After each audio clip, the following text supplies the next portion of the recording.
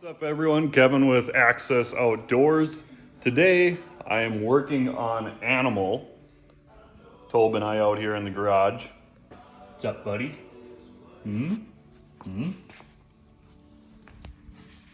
So I've been trying to pull my clutch off and I've been having a lot of issues with it just popping off. I purchased online a clutch rebuild kit, and in there it came with this clutch puller. I ended up bending that.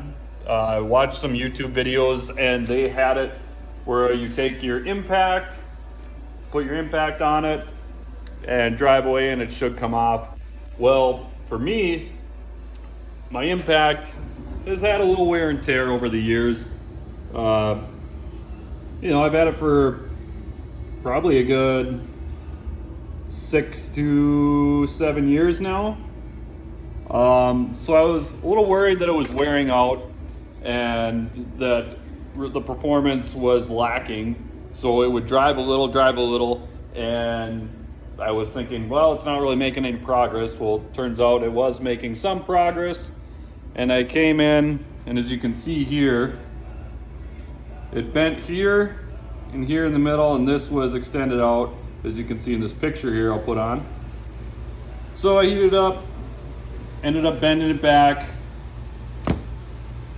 and now we're stuck with this. I also, as you can see all the grease on there, I tried the grease trick, but I didn't have a bolt right away that would work for it.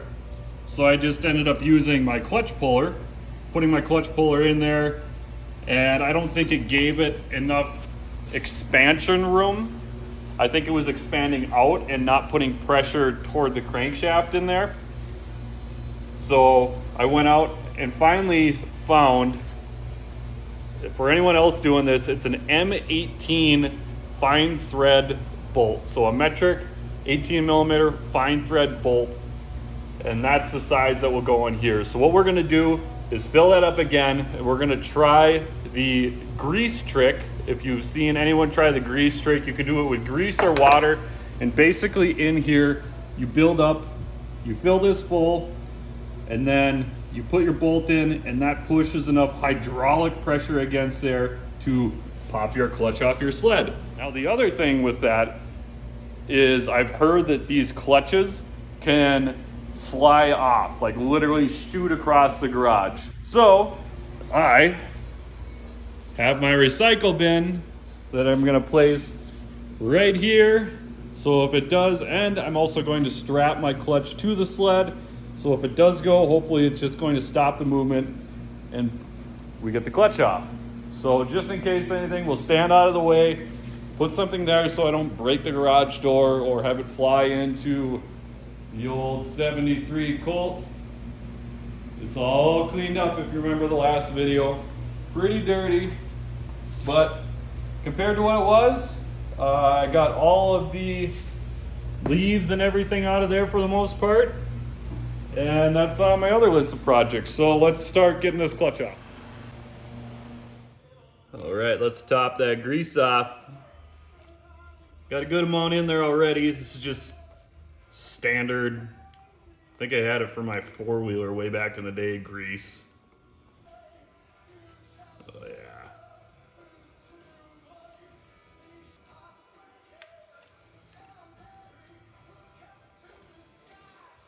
I think that should be enough once we get it wiped off. Thread it on. You don't have to use any Teflon tape with the bolt. Like the water trick, you're supposed to use Teflon tape to seal it up, but it's dense enough where you shouldn't need that. We're just gonna start screwing it in. I will use my impact just to drive it in a little bit, but I'm not gonna put a lot of pressure on it. Before we get too far, what I'm gonna do is start strapping this on, because I don't know how much pressure it's building up in there, and I don't want to take the chance. And I'm just gonna take this ratchet strap. We'll just rig it up somehow to the sled here, just to add a little more precaution. You know, safety first. And by the way, I am not a professional mechanic. I'm a weekend warrior, so do your own research. Don't follow mine. This is just my experience with what I've looked into. So this is not mechanical advice. This is not what you should do. I'm not recommending it. These are just the tricks that I'm using on this to see if it works. Because this is all an experiment. I've never done this much work with clutching. I've done a little bit back in my snowcross days, but I have people who are a lot better mechanics than I am. So this is just for entertainment purposes only. There. So that's literally just so that if it pops, it's gonna hold it there. Try to keep myself safe. You know, before that we do this, just in case this gets loud, Tobe, let's get you inside. Come on, come on. Come on. I know you don't like loud noises. Come on, buddy. Here you go.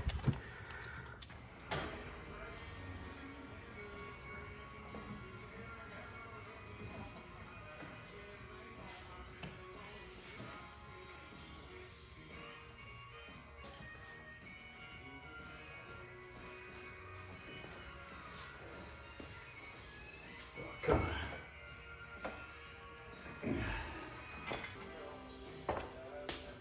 Well,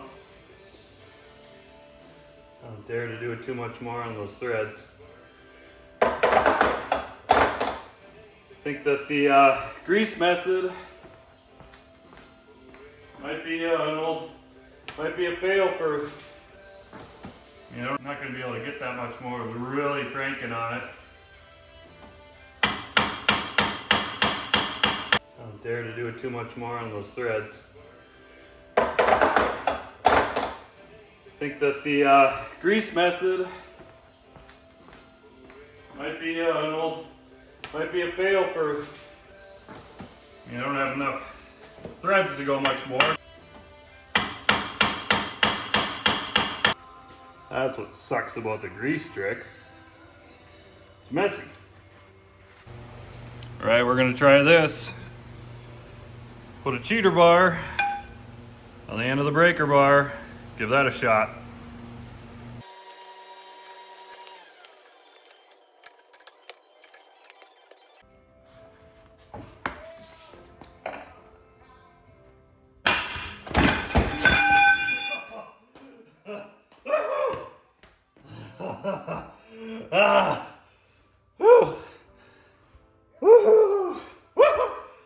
Yes.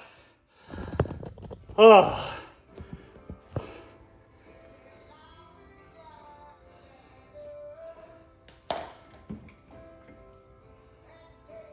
That's what we wanted. Whew.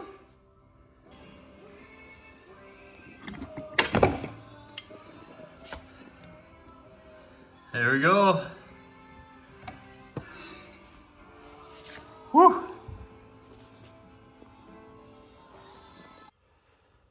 So there it is, success.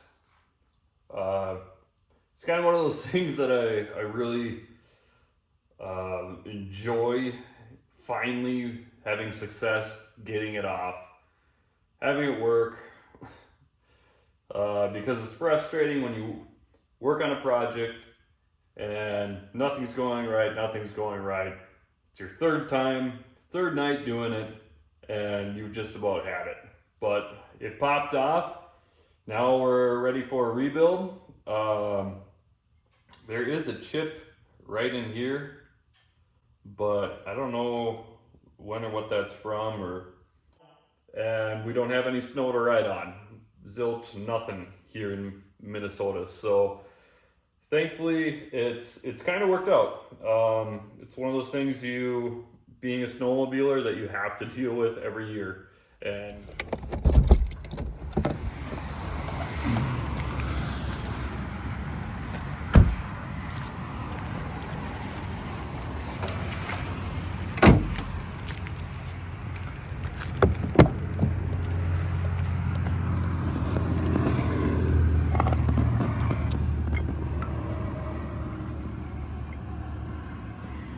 I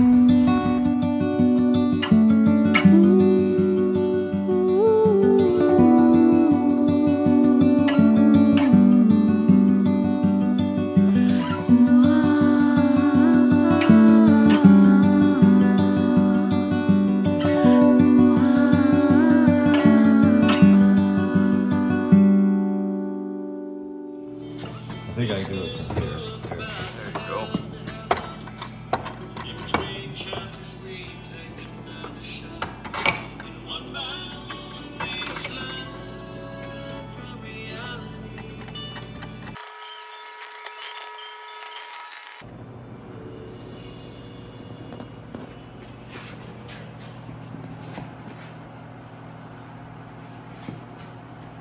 Yeah, see, she's starting to get pretty tight.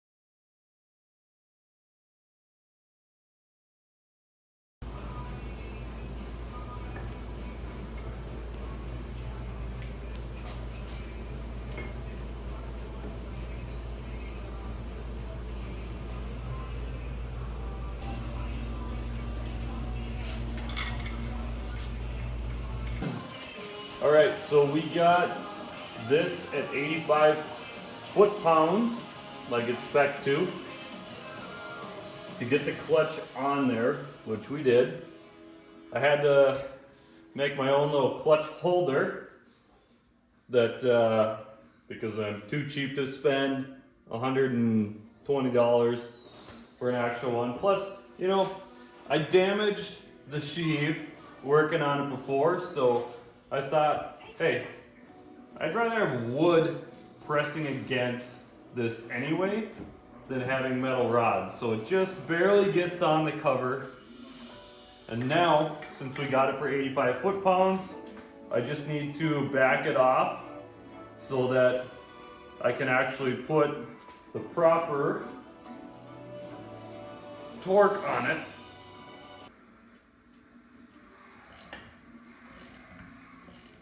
There we go, we're at 45, or 44, sorry. Oh, so we did majority of a full rebuild on this, other than spring looked good, so we kept the spring. But the rebuild kit that I got off of the eBay had all we needed.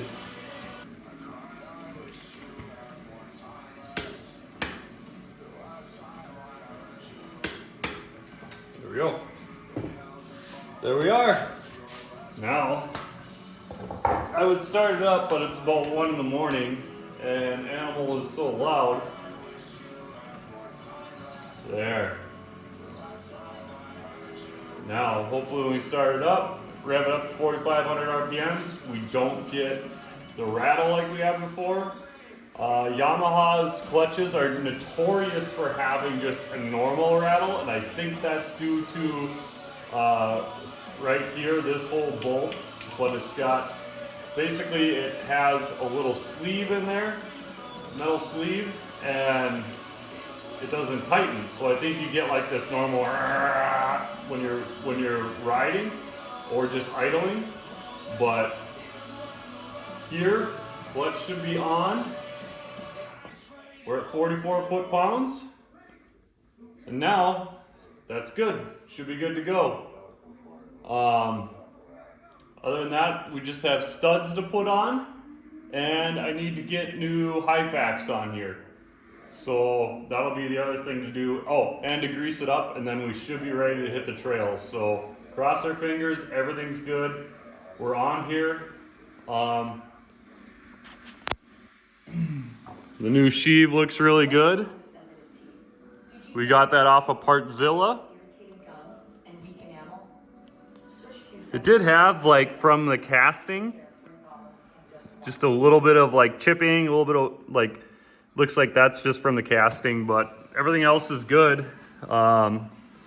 Here, everything looks good as far as spindles, and I mean not spindles, but the sheave posts, that all looks good. So this 2x6 and a couple of 2x4s did the trick. Saved me $100 or $150.